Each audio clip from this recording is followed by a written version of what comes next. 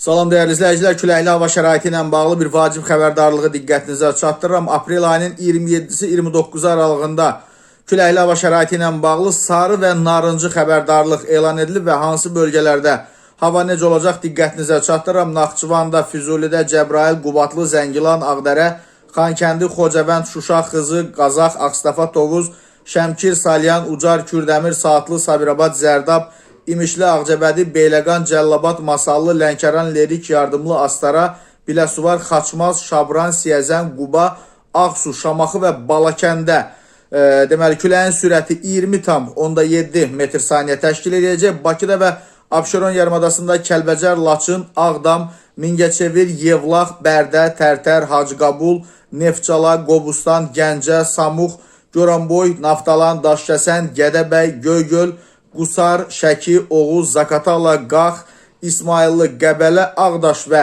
Göyçayda isə küləyin sürəti saniyədə 28 metri ötəcək.